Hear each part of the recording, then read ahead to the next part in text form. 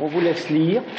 Et si vous avez des questions, on essaiera d'y répondre dans la mesure du possible et du respect du sujet. Voilà. Dans cet amphithéâtre, 24 apprentis bouchers venant de toute la France découvrent le sujet de leur examen. Après avoir été choisis parmi 98 candidats. Tous ont 1 an et demi d'expérience et aujourd'hui, c'est l'épreuve qui décidera qui est le meilleur apprenti boucher de France. Et quand on a 16 ans, l'examen est pour le moins intimidant. On est stressé forcément, mais on apprend à gérer son stress au fur et à mesure. Dans mon CFA, on m'a proposé d'aller au régional.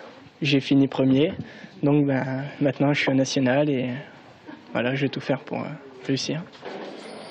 La mine sérieuse, le top est donné aux jeunes apprentis qui commencent à désosser. Le moment le plus important de l'épreuve. Autour d'eux, 8 blouses bleues qui examinent les moindres détails de leurs gestes.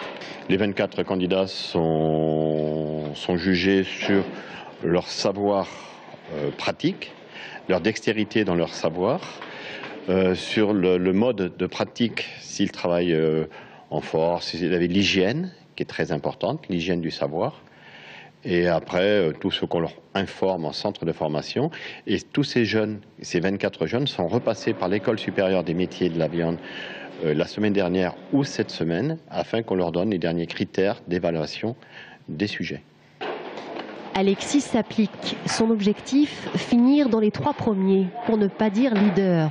Depuis tout petit, celui qui représente la région Centre cet après-midi rêve d'avoir sa propre boucherie.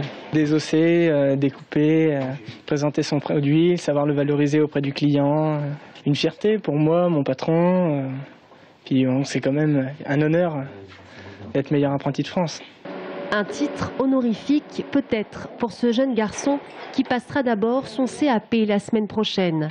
Dans le meilleur des cas, il s'échauffera 8 à 10 ans dans différentes boucheries avant d'aller rejoindre les 28 000 bouchers de France, chefs d'entreprise.